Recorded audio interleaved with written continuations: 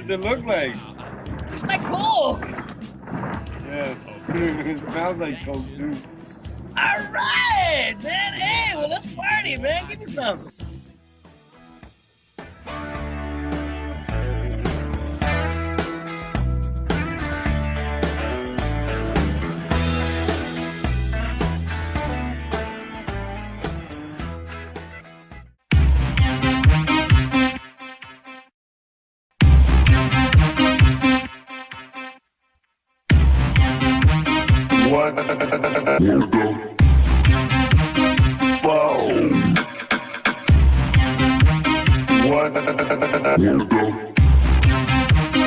What the fuck? In 1992, a German forensic team makes an extraordinary discovery. Inside several 3,000-year-old Egyptian mummies, they find what appears to be evidence of a hardcore narcotic not present in Egypt until the late 19th century. Outrageous hoax? Or is the impossible true?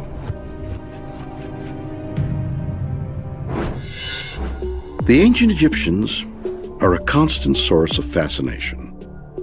An extraordinary civilization that gave us the pyramids, Sphinx, and the dark mysteries of the mummies. But new research has unearthed shocking evidence that may present them in a different light and leads us to ask, what was really going on in the Valley of the Kings? It would open a big can of worms for the scientific community. Recent advances in forensic science have enabled us to dig deeper into our past than ever before. But what could it tell us about the lives of people who lived 3,000 years ago? Could forensics unlock the secrets of the ancient Egyptians? Searching for clues, the German forensic team began the chemical analysis of fragile and priceless ancient mummies. They're amazed by what they find. Inside hair and tissue samples, they discover evidence of cocaine. The mystery begins with the coca plant from which cocaine derives, found only in South America.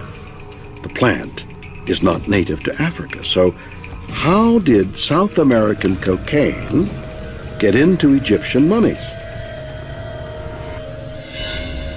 Bernard Ortiz de Montellano is a medical anthropologist. Like many in the academic community, he questioned the findings. I was very skeptical and knew I would have to look at the original literature and do some research myself. Anthropologist Charlene Klingman is also baffled. The idea of it appearing in ancient Egyptian mummies is surprising. Examining the Egyptian and South American cultures might help solve this bizarre mystery. So, could there be a connection? Both civilizations built pyramids and both mummified their dead. The Egyptians used salts and resins, while the natives of Peru allowed their mummies to dry naturally. But were the Peruvians using cocaine 3,000 years ago? Larry Cartmel is a forensic pathologist. He has tested several mummies from Peru. The first few we tested were all negative, but then out of the 8 samples, number 5 we tested was positive. We had no idea that the cocaine metabolite would last 1,000 years, and later on we found it actually, our oldest one we've had is 3,000 years old.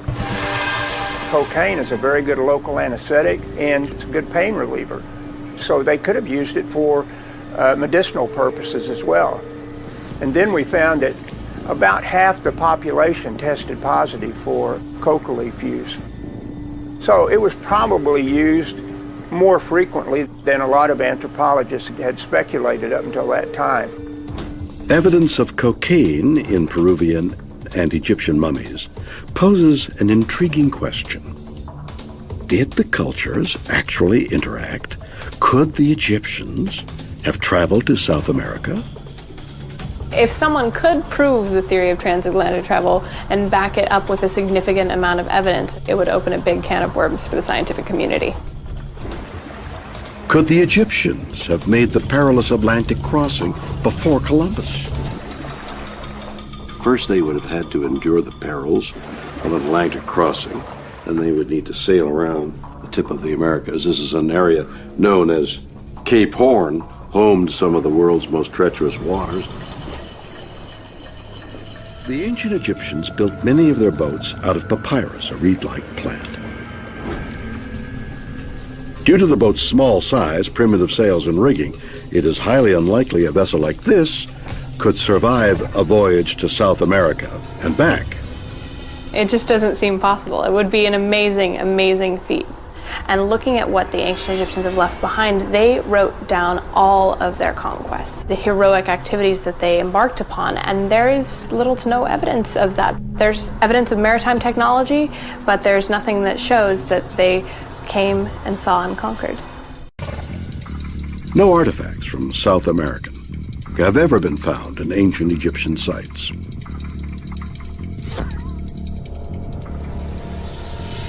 One would think that if they made contact with the South Americans, things like corn or other cultural commodities would have returned with them, and that's just not appearing in the archaeological record. So you have no record in the New World.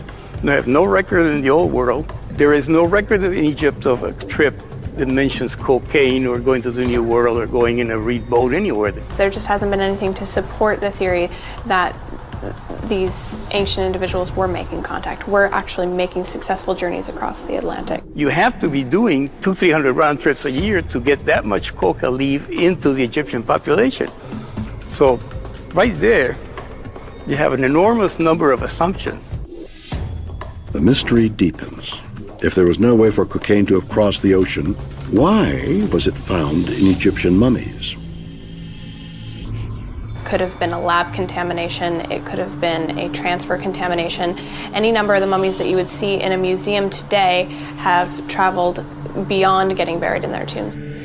There's plenty of opportunities for contamination to occur. If it was housed in, for say, a crate that might have been used to hold something else at one point in time, there's opportunities for trace contamination there. The 19th century was a golden age in archaeological exploration. The rediscovery of lost and ancient civilizations captured the public's imagination. The idea of ancient Egypt was a sensation. It was as popular as our blockbuster films today. People had an interest in it. They were reading about it. They were studying it. They had a vested interest in this culture. They wanted a part of it. They wanted it as close to them as in their own homes. For the European elite, owning an Egyptian mummy was a must-have status symbol. And a lot of the ancient Egyptian collections that are out there have been housed in people's homes throughout the years. Coffins, mummies, funerary objects. A lot of it comes from private collections. In those days, rich people and nobles and kings had collections of all kinds of things. They would collect strange animals and shells and minerals and, weird things. And among one of the things they'd like to collect was Egyptian mummies. And they'd have these collections of their own private little museums, which they would use on social occasions to take people and show them their collection. The archaeological methods of the time were very unsophisticated, often allowing modern debris to become trapped next to the mummified remains. By the late part of the 1800s, cocaine was introduced into Europe and commonly used as a medicine. Is it possible these mummies somehow became contaminated during this time? It's a conceivable situation. Conceivable but improbable. The evidence of cocaine found by the forensic team had been ingested into the body through eating or inhalation. These traces then became incorporated into body tissue and hair while alive. Brief contact couldn't produce the same result, plus the team had carefully washed their samples to remove any contaminants. So the mystery lives on. How did these drugs end up inside these ancient bodies? Well, perhaps these mummies weren't from ancient Egypt at all. During the time period when ancient Egyptian mummies were being sold as a commodity, there is an opportunity for scam artists to get on board and create fake mummies in order to turn a profit. So fake mummies were being produced and sold abroad to individuals seeking something glamorous and interesting. What they got might have been something different than what they paid for. And so there's enormous demand for mummies. And like I said, in Egypt, there weren't that many mummies available. And so what you would do is the enterprising people would go out there and get linen, and they wrap up some cadaver. So a fake mummy is one that has been made in the 19th century and then sold as an authentic mummy. And the argument that some people would make is these fake mummies, in fact, were contaminated. But the mummies examined by the researchers aren't fake. They've been certified genuine by the museum where they reside. So, for now, it seems unlikely we will ever know the truth of the cocaine mummies. The researchers have never let anyone else test their samples, and evidence of cocaine in other Egyptian mummies has yet to be found. At the end of the day, the scientific community is left with a lot of open-ended questions. There's a lot of things that have yet to be answered. For now, this is all we've got.